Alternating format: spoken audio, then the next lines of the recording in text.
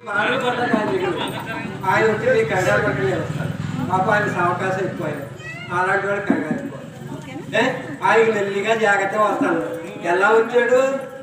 వామన రూపంలో వచ్చాడు. వామన అవతారంటే పొట్టి అవతారం కొట్టాడు. అలాగే ఎవరిని రానివాడు రాజుగారు దగ్గరికి ఎవరిని రానివాడు. ఆ పుట్టాడు వీడేం చేస్తాడు అనుకున్నాడు. కానీ వచ్చాడు. ఆ పుట్టాడు చిన్న కుర్రాడు. ఇంకా ఉడిగయింది. అప్పుడే ఉడిగయింది. చక్కగా ఒడిగేసి మంత్రాలు చదువుకుంటున్నాడు. వచ్చాడు గురువుగారి దగ్గరికి వచ్చాడు. గురువుగారి దగ్గర నుంచి వాళ్ళ ద్వారపాలకి ఉంటారు. మన ఒక మినిస్టర్ గారి దగ్గరికి వెళ్ళాలని మనం సత్యంగా ఇప్పుడు ఈ రోజుల్లో అటువంటిది మహాత్ముడు పరమాత్ముడు ఆయన దగ్గరికి వెళ్ళాలంటే ఎవరికి తరమయ్యా? ఒక మినిస్టర్ గారి దగ్గరికి కానీ ఒక ప్రెసిడెంట్ గారి దగ్గరికి కానీ మనం రానివాడు. నేను వెళ్తాను పంపేయాలని చేసేప్పటికి ఒక 100 రూపాయలు లోపలికి వెళ్తాను వెళ్ళండి. అక్కడ వాడిని మళ్ళీ వచ్చేస్తాడు. కొనుక్కోండి వాడి దగ్గర మమ్మల్చుకుంటాడు. కానీ ఆ పరమేశ్వరుడి దగ్గరికి వెళ్ళాలని ఎంత కష్టం. ఏం అడ్లేదు. ఆ స్వామి చిన్న కుర్రాడు వేషంలో వెళ్ళాడు. వేసి ఆ పనికి వెళ్ళి రామయ్యాను. మరి చక్రవర్తి అంటే ఈ ప్రపంచాన్ని మండలాన్ని భూమండలాన్ని పరిపాలించేటువంటి శక్తి.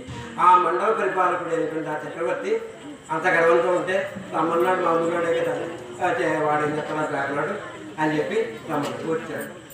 మహానుభావ ఏమిటి వచ్చావు ఎందుకు వచ్చావు? నా తోట నీకేమిటి అసలు? నా తోట ఏంటి? నేను చక్రవర్తి ఉన్నాను. ఆహా అలాగండి నమస్కారం. నాకేం వద్దండి. కొంచెం చిన్న భూమి, కొంచెం 3 అడుగులు 3 పాదాలు. మీ పాదంతో 3 పాదాలు ఉన్నాయి.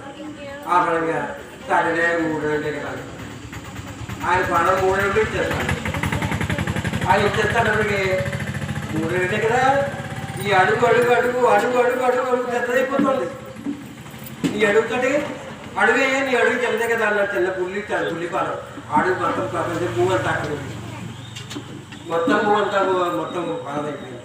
ఆ పరమేశ్వరుడు యొక్క ఆ పాదం అయిపోయింది. ఆ విష్ణుమూర్తి యొక్క పాదం అయిపోయింది. ఆ పువ్వు అంతా.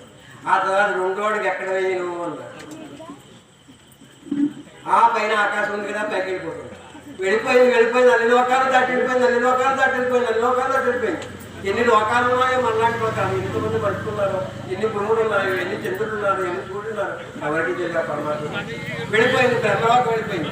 బ్రహ్మ దగ్గరికి వెళ్ళిపోయినప్పటికీ ఆ బ్రహ్మగారి దగ్గరికి ఇదే పాదం వచ్చింది. ఇక్కడికి వచ్చేసిన పాదాన్ని ఆయన విష్ణుమూర్తి పాదం పోయి ఇది ఇక్కడికి వచ్చింది.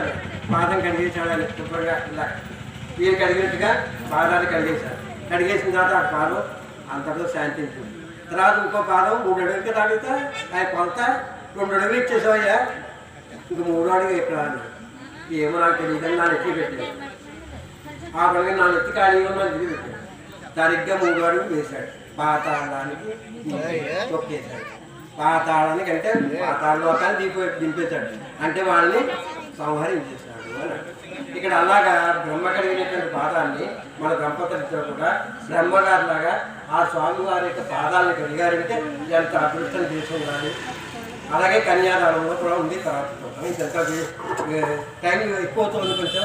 ఈవెన్